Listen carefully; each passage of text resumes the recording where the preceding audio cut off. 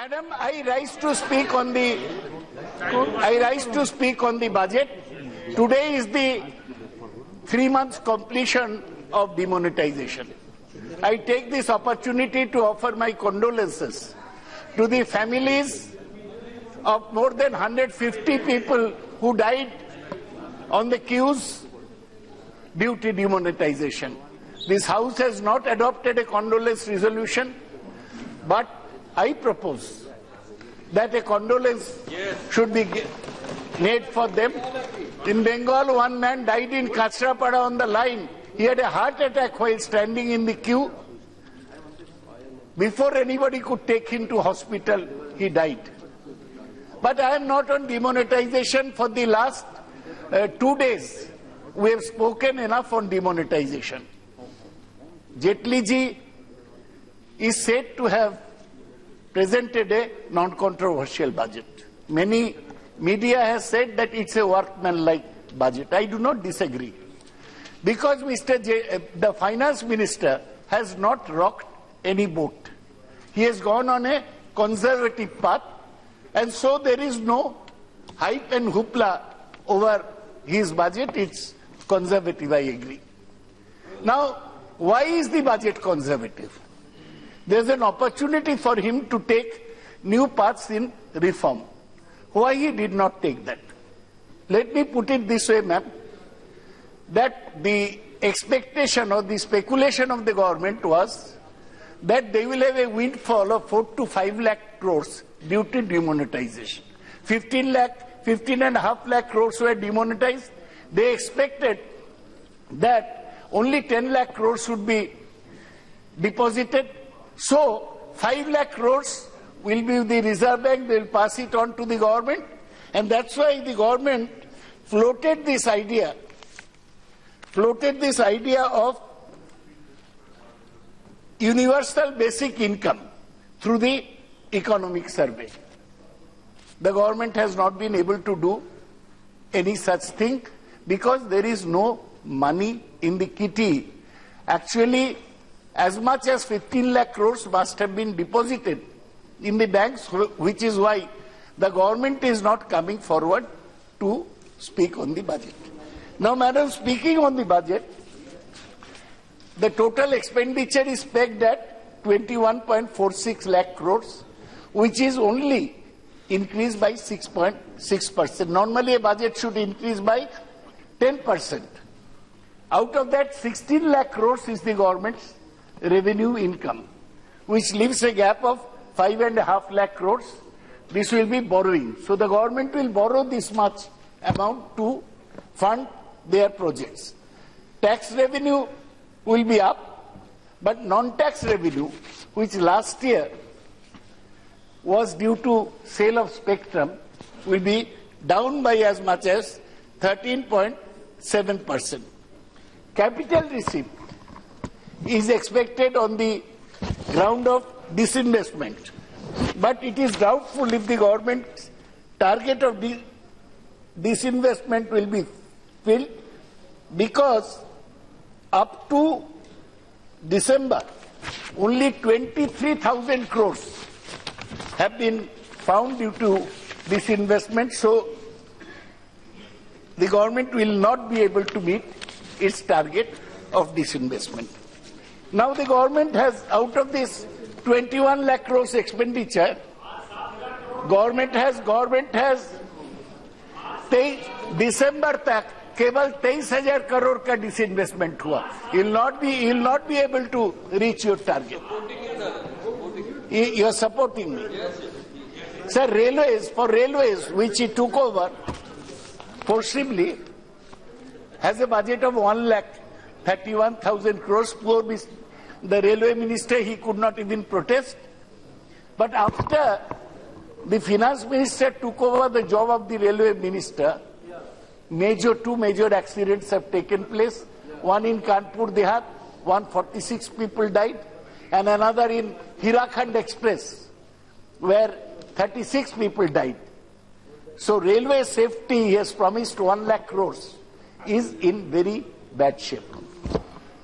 Madam, the defense expenditure is pegged at 74,000 crores, which is only 26% of China's military budget.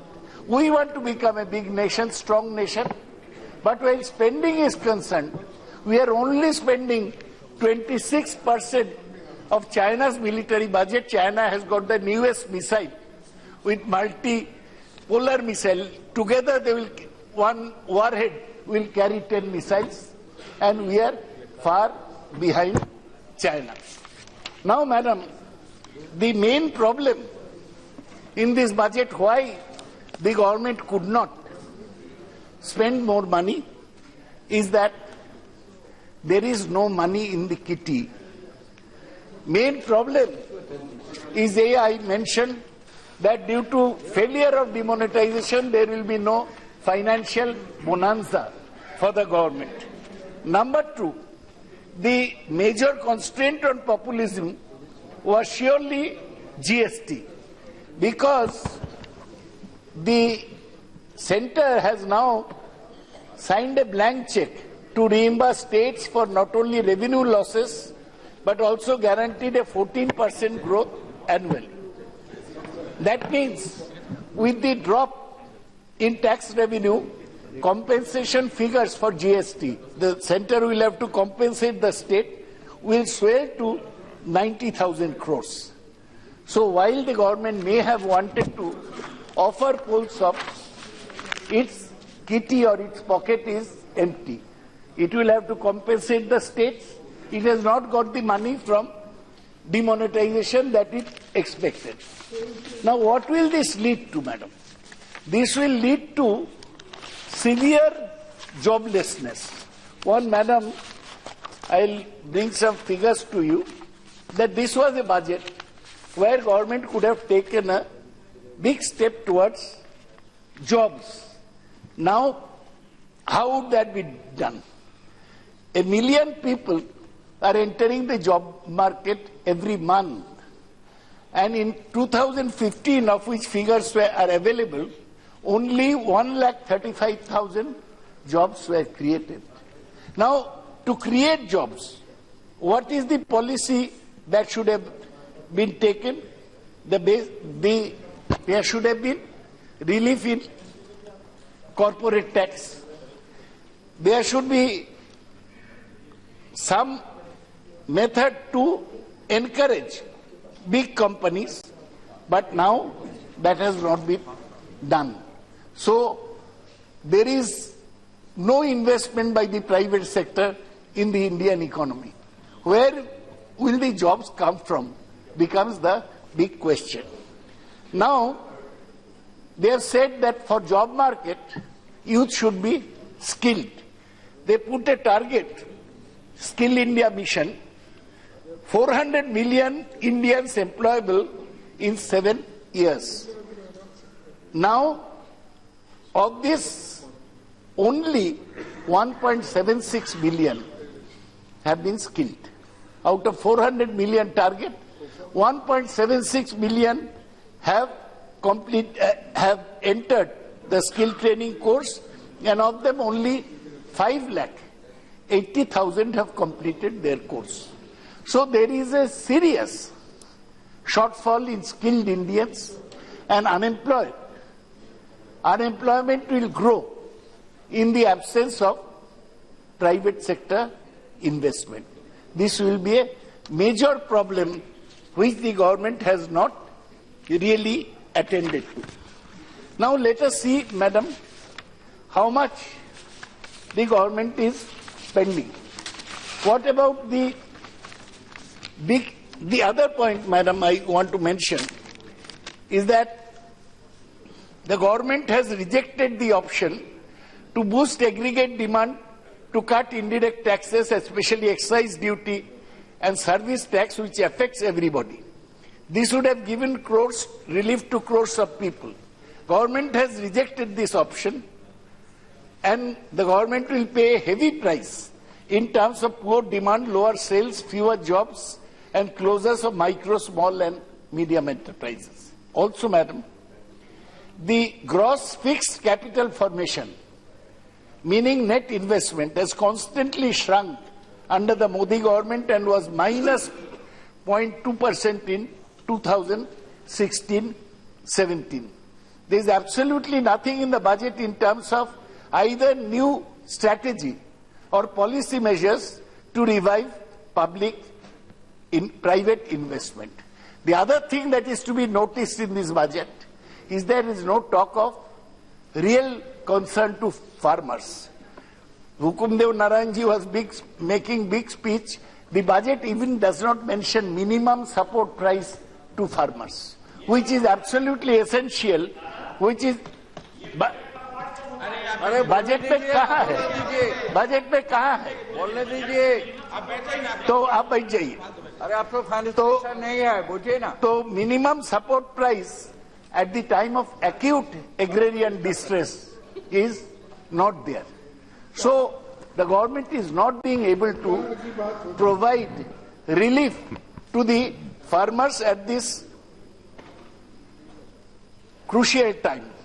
The demonetization has affected farmers, farm workers, manual laborers, self-employed artisans and micro, small and medium business persons. They lost crores of rupees in the form of wages, incomes and capital. There is absolutely nothing for these sections. Yes, there is a little. Mr. Jaitley had the difficult task of doing damage control on behalf of his Prime Minister, because many sections of the people were affected by demonetization. Many sections were angry. So he has given three SOPs to these sections. One is towards the middle class. For income between 2.5 lakhs to 5 lakhs, income tax has been reduced from 10% to 5%. One SOP. Two, the MSMEs I mentioned earlier have been affected badly. So one SOP that for them of A up to turnover up to 50 crores, the tax has been reduced to 25%, the corporate tax. And three, they have kept up the Mahatma Gandhi National NREGA. They have kept it at 48,000. Though it is very small increase, last year it was 47,499, it has been increased by only 1.1%. The need was to increase NREGA by at least 10 to 15%, because many people who have lost their jobs are coming back to the villages. Madam, the Hukumdev ji was talking of rural development. May I mention that in Pradhan Mantri Gram Sadak Yojana, last year revised estimate was 19,000, this year also it is 19,000, 0% increase. May I mention that the Pradhan Mantri Fasal Bima Yojana, the last year was 13,240, this year it is 9,000 crores, which means a reduction of minus 32%. They are talking of the villages, and this is what is happening to the villages. And again, as far as the cities are concerned, they announced a smart city program with much fanfare. Now, for the smart city mission, the estimate has been lowered from 4,676 crores, revised estimate last year, to 4,000 crores this year. So where is the focus? Where is the thrust of development in urban and rural areas? This is a question I will put to the Honorable Minister. Now, as far as the direct taxes are concerned, I mentioned earlier that two SOPs have been given. One to the salaried class, another to the MSMEs. There has been no major cuts in excise. I have no objection to this, because you have to keep the tax net big. He has given a lot of logic that in India is an under-taxed country. Our gross tax income to GDP is low. Actually, he was planning to increase taxes, but faced with the anger of the middle classes, the finance minister has not increase the taxes. Now, the finance minister has tried to be path-breaking. He is saying that he wants a new law on funding of political parties. Instead of 20,000 crores as individual donations, only 2,000 crores they can donate. Rupees. 2,000 rupees. Thank you, ma'am. They can donate. Now, what's the problem? Instead of printing one receipt, you'll print 10 receipts. How does that contain back money? They are saying that you can buy election bonds. If you give your name to the bank, and then you can buy election bonds. That's why RBI Act will be amended. Now, who will want to go to a bank, write his name, buy an electoral bond? Because the government can always access the bank. Who are the people who have bought election bonds from you? This is not the way. Our party even yesterday demanded that there should be state funding of elections. Instead of, if you had a bonanza, you should have state funding of election. Let the government finance the major expenditure of the successful candidates, as it happens in Germany and many other countries in the West. They have not talked about such election reforms. Madam, some time hai? So, Professor Raj, how much time will it take? No, madam, actually our party has got how much time? 30 minutes. 30 minutes. But everybody You has have said, already spoken? For 45 minutes or 50 minutes. no, I'll cut down my speech. I can speak 1 hour. But madam, after me, Mr. Kollan Banerjee will speak. So I want to leave sufficient time. How long have I spoken? 20 minutes. 20 minutes I have spoken, so I am slowly winding up. Madam, this, Kollan ke chat. Madam, so I have told you.